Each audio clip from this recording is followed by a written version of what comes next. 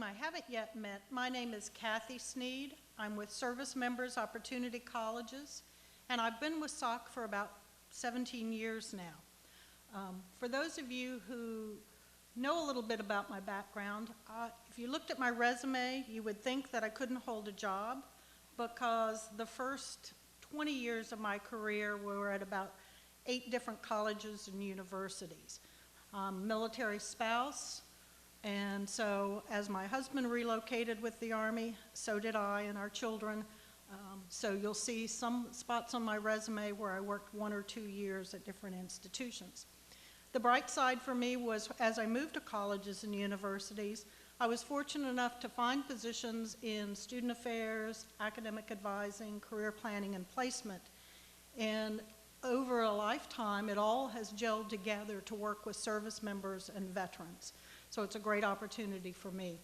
Several of my assignments, or our assignments, were in Georgia. So again, it's also good for me to be back here in the state of Georgia and along the coast. So that's a little bit about me. And in a lot of ways today is like preaching to the choir. Those of you who work with adult education, adult learners, already know much of the information that I'm going to talk about. But the goal of this session is really to talk a little bit about the military student population, identify some of the characteristics of those individuals, the unique challenges they have, but most importantly to talk about what the colleges and universities are doing to help those service members and family members complete their degrees.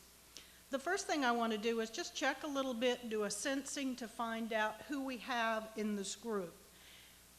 And I want to do that in terms of the military student population that you serve. How many of you are from institutions that have more than 300 service members or veterans enrolled on your campus? All right. Between 100 and 300, how many? All right. Less than 100. How many don't know? And that's okay, you can answer. You can raise your hand. A lot of institutions have a very difficult time identifying their military and veteran student populations. The military students using tuition assistance may be processing their paperwork through the business office or the bursar's office. Veteran affairs may be going through the financial aid office and ultimately to the business office. Everything goes to the business office, right? But you get a real diversity there. All right, my other question is, how many of your colleges and universities have a one-stop shop for veterans or centralized program coordination? Anybody here? All right, I see one. Okay. And that helps give me an idea as we talk about it. When we look at veteran and military students, and you look at the national landscape, 4% of all college and university students are military students, whether that be the veteran, the family member, the active duty component. So it's a very, very small piece of the total. But one of the things that we're going to do today is talk a little bit about those numbers, and I think as we all in this room see, that population has some unique challenges and also some unique opportunities that institutions can provide. First slide I want to show you is give you that overall view of the military strength.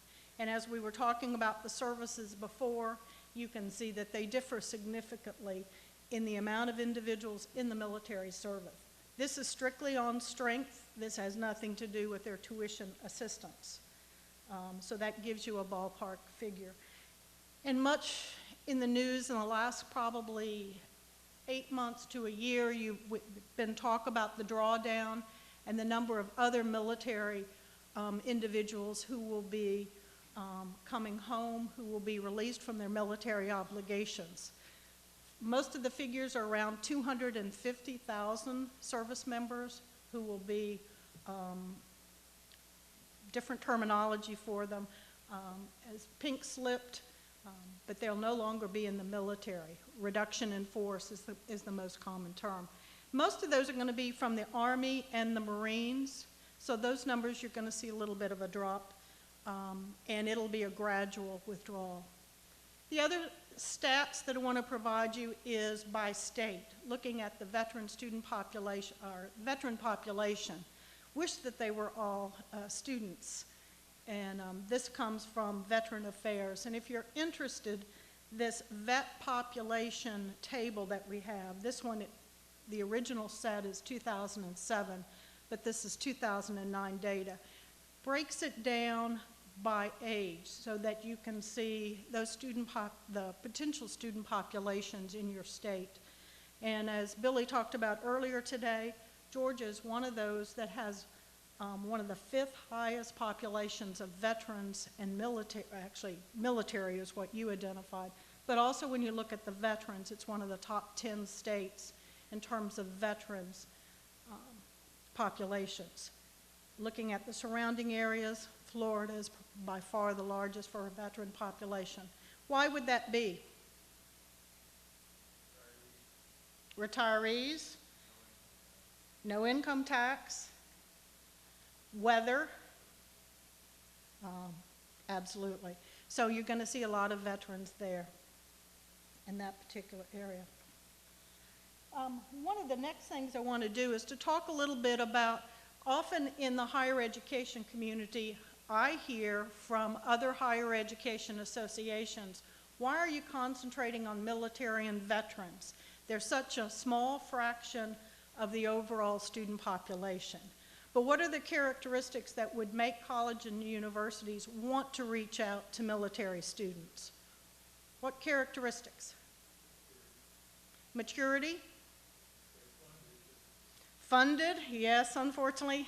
Disciplined, I heard disciplined. What else?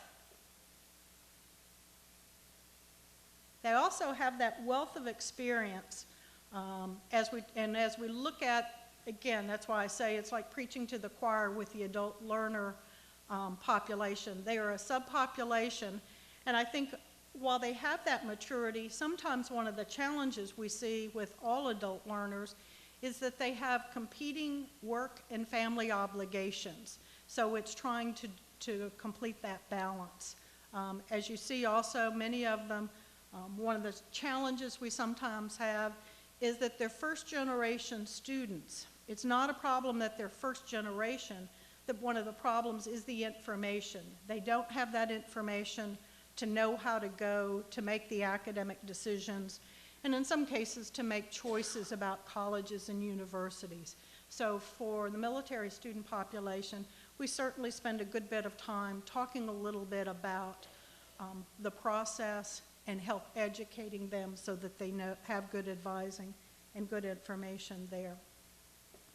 As we talk about the military population, and I don't necessarily like to use the word market, but when you break it out as subgroups, there are 4 really distinct groups. The active duty service members, the Guard and Reserve, which is oftentimes called that reserve component, veterans in the community, and then also the family members. And why we spend time talking about those 4 subcategories or subpopulations is because they all have different and unique needs.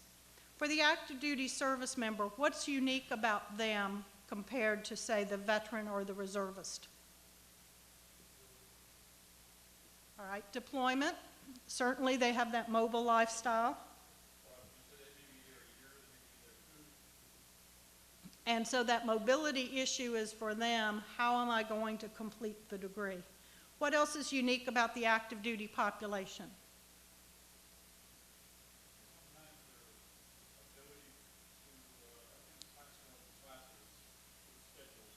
Right. That's right. While I sometimes feel like I'm on call 24/7, the military student population really is on call 24/7. So they may have the best intentions of coming to class on a Thursday evening, and they get a notice that they need to attend something else or something has come up in their schedule.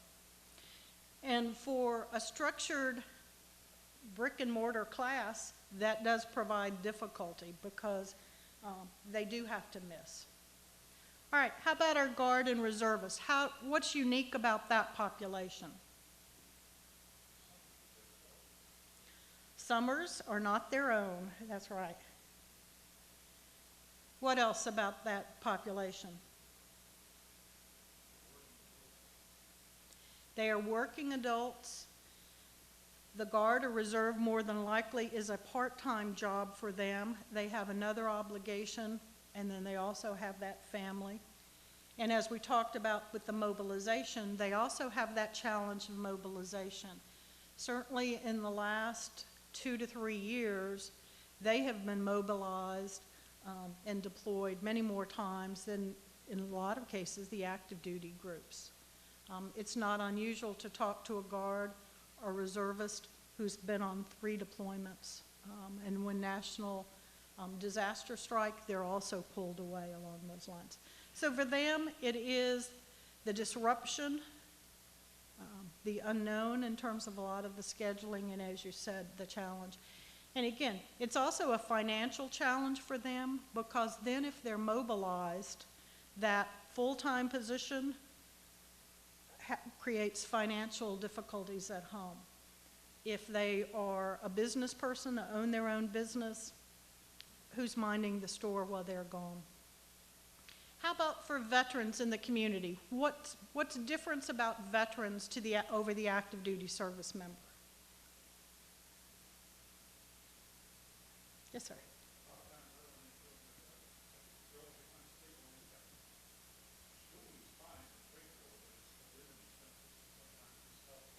Okay. And especially if they're, again, with family and have other obligations, then it's difficult, they either have to make that commitment to be the full-time student, or if it's a part-time, then it's also what other supplemental income is there going to be. What else for veterans? Is there anything different or unique about them?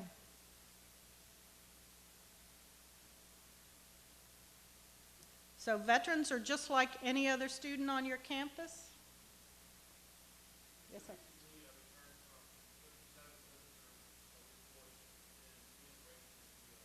Right. So the reintegration piece, and a lot of times it may be health-related issues as well, just trying to get everything as they're transitioning from the military. Yes, Roger? Well, we also have highly specialized, high technology training. Okay. Highly specialized training and experience, and I think a lot of times that issue or that question of how does that fit into the work world. I think many challenges or one of the challenges that veterans often have is truly around employment. When you're in the military, who decides what your job is going to be? Uncle Sam.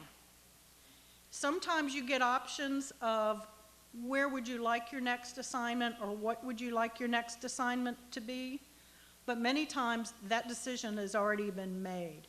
And so when you leave the military and are transitioning out, for many veterans, that's the first time that someone has asked them the question, and hopefully they do ask them that question, of what do you want to do with the rest of your life? And many times that's a very scary, an uncomfortable situation, because people have aspirations, but they, again, as we start talking about education, it's matching those aspirations with career options that are educational options that'll get you to that ultimate goal. All right, the last population we've talked a little bit about is family members. And again, I think we've touched on that. The mobility is certainly one of the issues. What else is an issue for family members in terms of education? Yes, ma'am.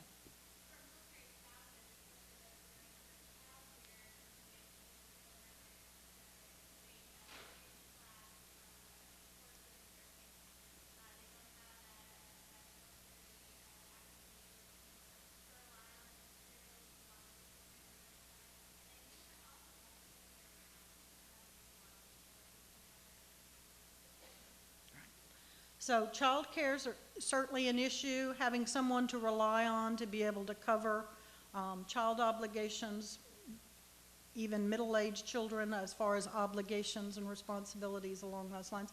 What else one of the things I'm thinking of is also the finances. If you're an active duty or reservist or you're a veteran, you may have educational benefits. But unless someone is participating in my CAA, there is not a source to fund their educational efforts. It's coming out of their pocket. And again, most of the time, that's one of the last things that you take out of your budget is education along those lines. The next sort of thing, as we talk about, I've set the framework, if you would, for the different subpopulations. And what I'd like us to do as we work through this session today is talk a little bit about how colleges and universities, some of the promising practices, some of the outreach that you may endeavor to really reach these various populations. And this is a very general group. Obviously, when you go back to your campus, what I really encourage people to do is to create that group to really talk about what you do currently and what you could do for that military or veteran population if you're trying to reach a certain population. And obviously, location of the institution is one of those deciding factors. If you're not near one of the 8 military installations in the state, then you might be looking at the Guard and Reservist as a population. So in your mind, you're thinking, how do we attract, how do we reach the National Guard? How do we reach the Reservist? If it's veterans in the community, because you're not near a military installation or you're not near one of the armories, then how else do you reach veterans? So we'll talk a little bit about that. But first, and I'm not going to belabor it, just some statistics about military tuition assistance. Last year, 325,000 service members used tuition assistance and roughly took 2.6 courses on average. Obviously, that's an average, so some may have taken 5 courses, some may have taken 1. How long is it going to take you to get a degree if on average you're taking 2.6 courses?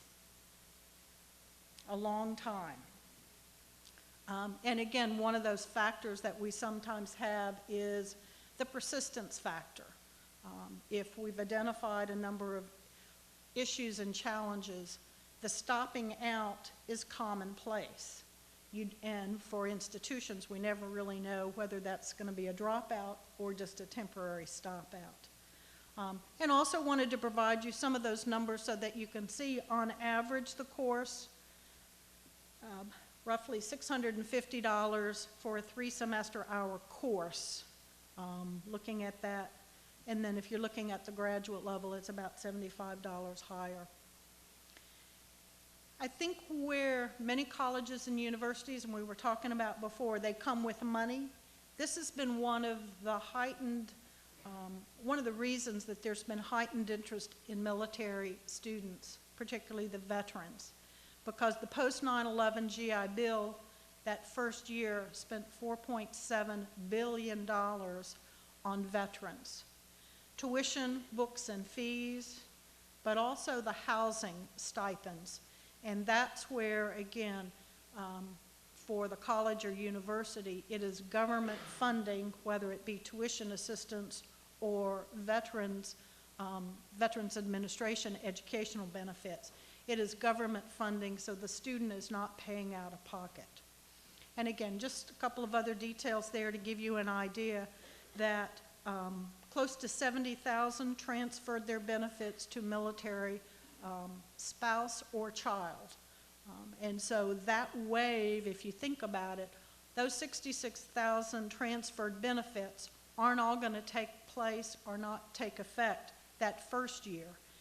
If I have a child that's 2 years old when I leave the military, the public school systems may be holding that student for 14, 15 years, and then you're going to see them at 18 years old using their educational benefits. So again, we have that possibility. And then you look at other, we talked about, I think before, the yellow ribbon, which is matching. So for institutions whose tuition is above the cap for veterans benefits, they can also use matching funding to be able to talk about that. So again, just a little bit more breakdown as you take a look at the numbers.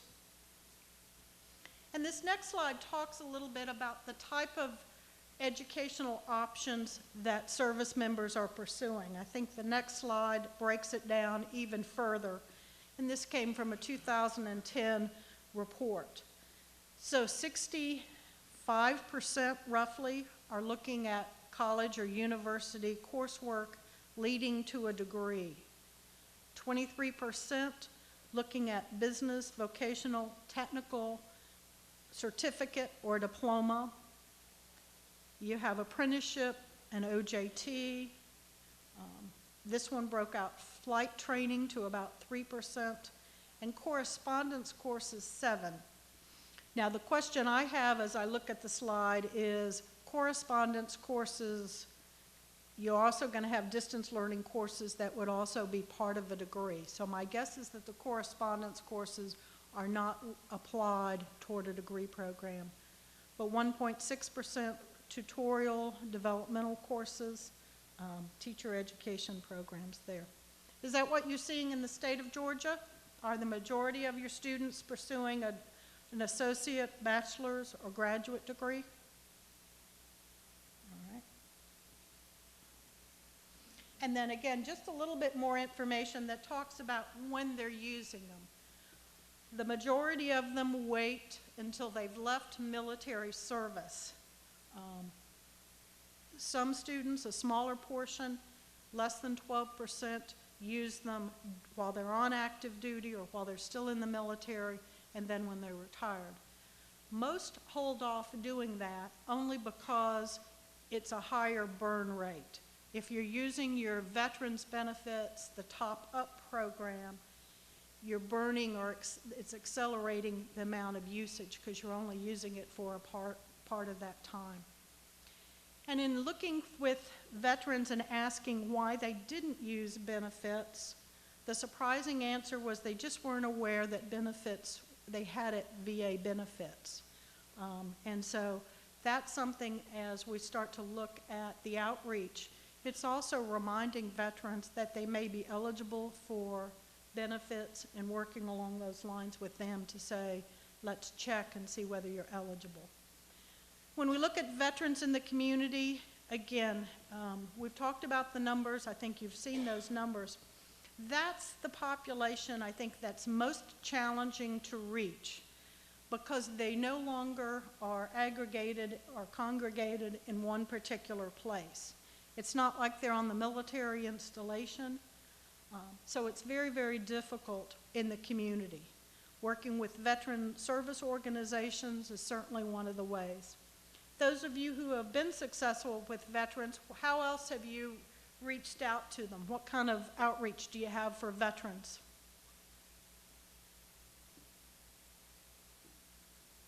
I know you're doing things with your veterans.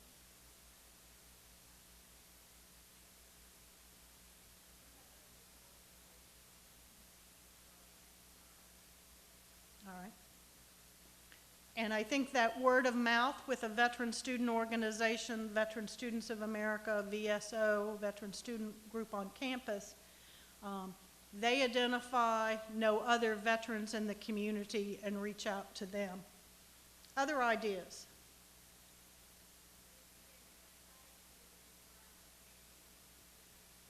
Okay. Website, absolutely, great idea. VFW, AMVETS, Iraqi and Afghanistan Veterans of America, any of the regional or local groups that you have, sponsoring or co-sponsoring events there, absolutely. Anything else?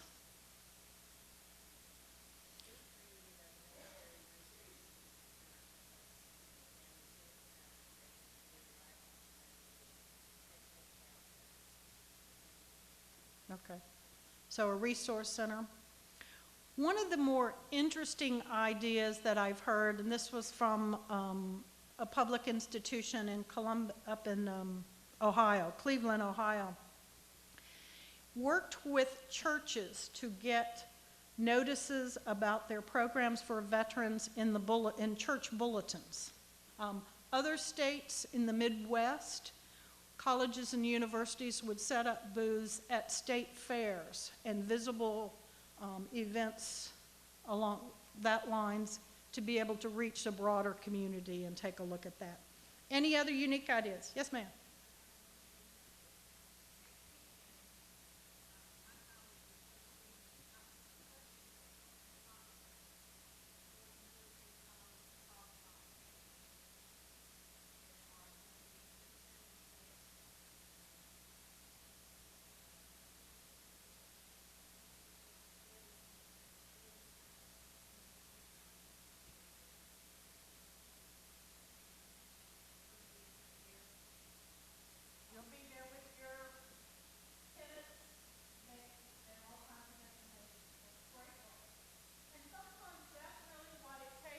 Talk about some of the outreach is where is the veteran student population, I'm sorry, not the veteran student population, the veteran population in general, and where do you see them, and how do you reach them? Oftentimes, it is military recruiters who also have that connection and know other people in the military, the veterans. I was very surprised by that because I wouldn't think if you've left military service you would go check in with a military recruiter. But oftentimes they do, just for the camaraderie. Yes, hand up.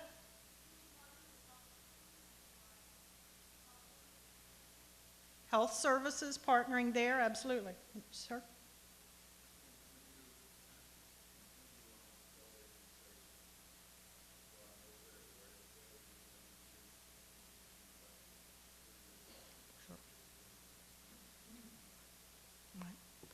And one of the things, too, I know, using the television along those lines, they're paid ads, but you can also do public service announcements, welcoming back veterans, and then talking about those who have educational benefits, working, and that would be, again, cohesively across the state. You could create a video or a spot or a promo along those lines as well. Some other suggestions or ideas? Yes, ma'am.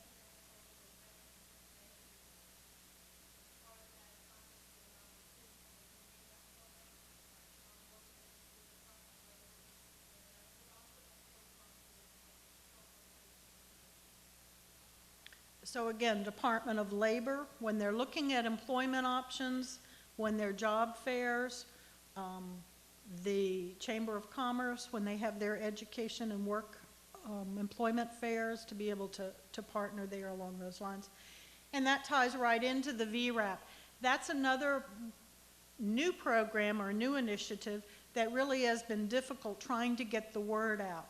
But as you know, the Vow to Hire Heroes Act came about in 2011, but just in the last month have they started signing veterans up. And I put just a little note here if you're not familiar with it.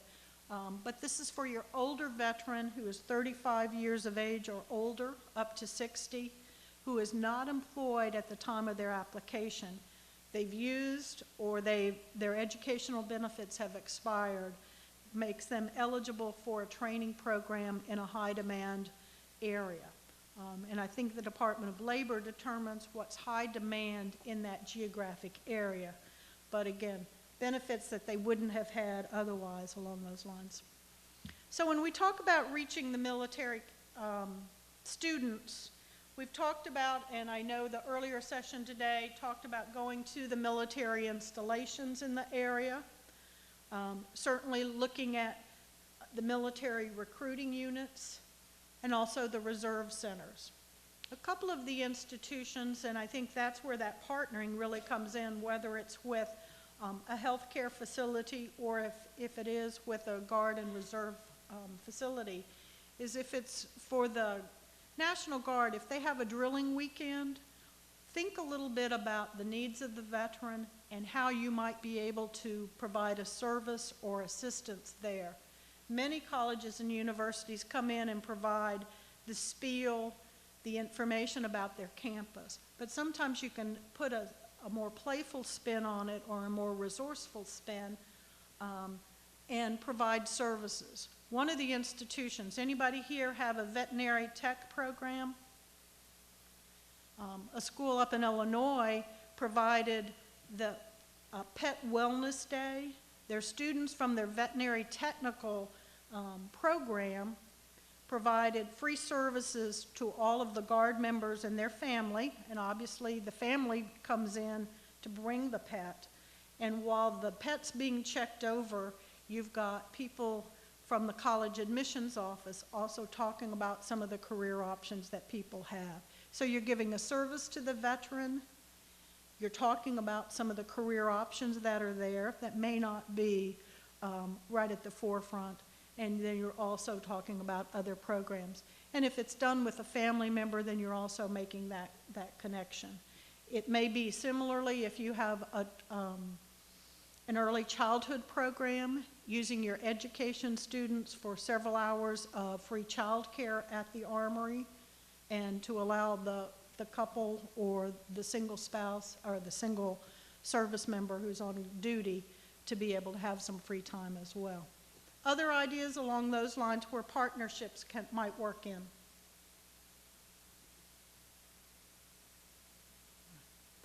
A couple of things that I'm going to talk about and shift gears a little bit are some of the promising practices.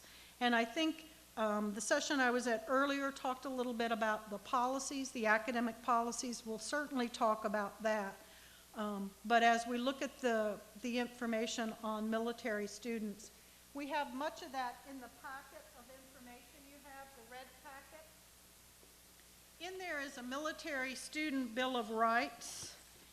And if you look at this, I think one of the things that struck me when the president's executive order came out talking about principles of excellence, we'd done a fairly good job of already identifying some of these and making these available.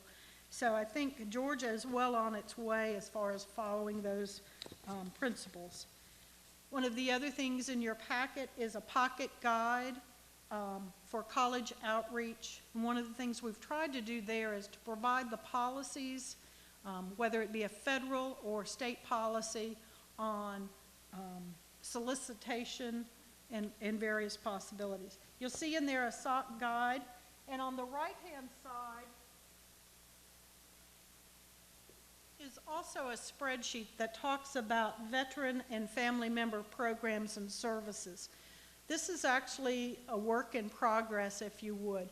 We've tried to capture examples of what other colleges and universities have provided by way of services and programs, outreach, scholarship for their military and veteran students. If you go online on our on SOC's website, I would encourage you to do that. You can download this and you can sort it by category. So if you're looking to find out more information about scholarships and who's offering a scholarship, you could sort it by scholarship, whether it's Wounded Warrior scholarships, academic services and programs, to be able to identify what's going on. The websites are included here, so again, why reinvent the wheel? See what other colleges and universities are doing, and see if there may be ways that you could be able to talk about that. One of the suggestions we had, I think, was about a website. A web presence for the military, current military student population is a great way to be able to reach them. Many of them in their off-duty time are looking at websites trying to identify career and college options. So early on, if you set up a website just for the military student populations, it does two things. One, it catches their eye, but two, it's communicating your priority and your value on military service. Several times, and I think the next, I've got a slide a couple back or a couple forward that'll talk about the kinds of things that you might include there. So as you look at your campus and your programs and what you can do in terms of best practices or promising practices, I've kind of divided them in several different ways. I'll let you take a look at them, but first and foremost, it's thinking a little bit about the enrollment management process. What can colleges and universities do to really be flexible in that enrollment management process and also to be able to help the service member access a little bit more quickly. So looking at the readmission, extended flexible deadlines. By way of student services, we've already talked a little bit about the Veteran Student Lounge or a center where they can come and hang out, the counseling services, veteran appreciation activities to recognize the service. I know a number of colleges and universities across the country provided appreciation activities on Veterans Day. The National Roll Call was one of those activities that probably 200 colleges and universities participated in. Veteran housing.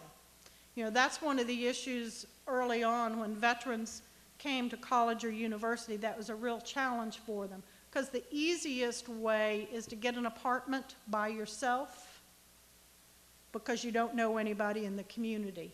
And of course that can isolate the veteran and make it very difficult for his or her transition into the community. So many colleges and universities have looked at putting veterans in their adult housing. If you have married student housing, that's an option.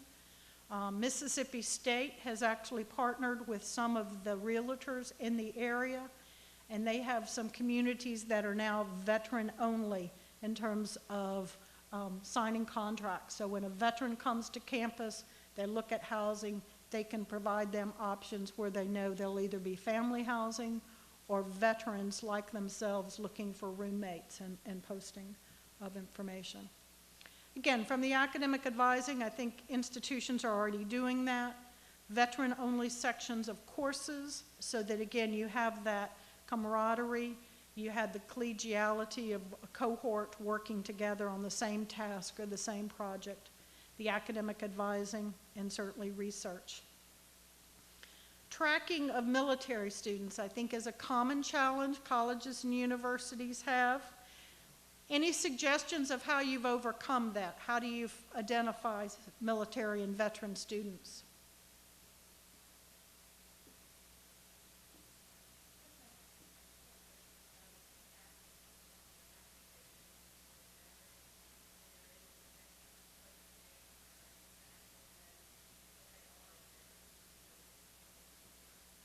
So in Banner, you use the system and it has a flag. That's if they want to be identified. Several institutions have, again, asked that question about a veteran or a military student, and if they self-identify, their application fee is waived. It's a small thing, $15.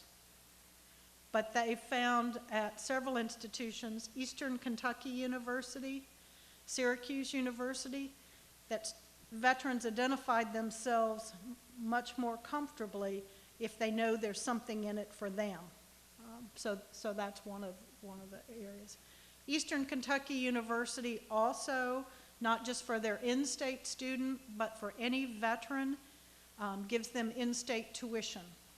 So again, their populations have increased from surrounding states, from Indiana and from Tennessee, who don't have a policy. They borrowed it from Ohio, so Ohio also does that. Okay. Other ideas on tracking students? That by far is one of the biggest challenges, I think. Again, when you're trying to get a handle on that 4% of the student population, and especially if you're wanting to provide services, because it's difficult then to know who they might be. The other sort of things we find are in the catalogs, sections in the catalog about if you are a Service Members Opportunity College's member, and a section about welcoming veterans and military students and encouraging them to participate in programs. When we talk about being more veteran inclusive, certainly the community approach of not just the Center for Adult and Continuing Education, but across the campus getting focus groups of veterans, your current veterans. It's not just veterans and military students who like free food, but anybody enjoys a free lunch. So offering lunch with the president, lunch with the chancellor or the provost, and giving them at that point really identifying what the campus issues and challenges are is a great way to, again, get them to self-identify and to work into those areas. Giving them a voice, and I think more, just as well with the veteran, it's also giving them that responsibility, not just tell us what's wrong with the institution, but how can we make it better and how can you make it better? And many of those marketing projects, whether it's the website or a brochure for veteran students, put it back on the student-veteran group to actually create that publication and be able to draw that. We talked about some examples of web pages that are notable or good. Here, just a listing of the variety.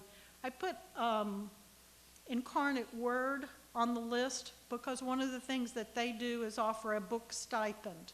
It is not free books, but it is actually paid for out of one of their, they have a sponsor who will pay for the books. So the student, especially with military student, veterans have book fees taken care of, but for the active duty or the Guard and Reserve, books are not covered in that tuition expense. So Incarnate Word actually provides that. We've talked a little bit about Eastern Kentucky. Anybody know anything unique and different about San Diego State? They had a fraternity. They have, if you go to their campus, they have Fraternity Row. One of the fraternities lost their charter and was kicked off campus. And instead of bringing another institution in, they made that fraternity house a veterans house for housing. So the first floor is Veteran Center with a pool table, kitchen facilities that veterans can drop in on a daily basis. And then the upstairs part of it, and the annex, has about 24 rooms for veterans who pay the college tuition or pay them their housing expenses and live in the house. So that's, again, one of those unique areas. So in summary, I think we would all agree veterans and military students are valuable assets to the community. It's just trying to understand and identify some of the different components that we can help, and then getting feedback from your current veterans, using that student group to really work and reach other veterans and members in the community. Partnerships, I think we've all agreed, that's probably the best way, whether it's by state, whether it's in a particular region, working together along those lines. Now, left time for questions, and not just questions for me, but for one another, for you all to be able to talk a little bit about what your campuses and institutions are doing. Suggestions, other ideas, or things I should add to the slide? Didn't you thought of using pre-kicks, let's say baseball or basketball, football games together as an attraction point? I know a number of institutions that have football. If you look at the SEC, they've done a couple of those where they'll have Veteran Appreciation Day. They use the tickets. I've heard about basketball, but I think baseball is another idea to be able to draw people in and have a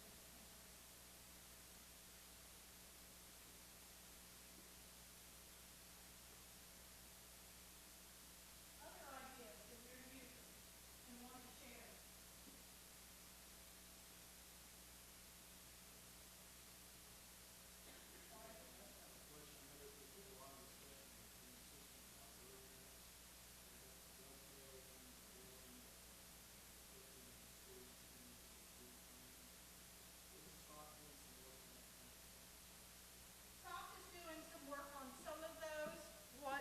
Billy was talking about is degree maps or degree plans that really dovetail with an individual's MOS or rating while they're in the military.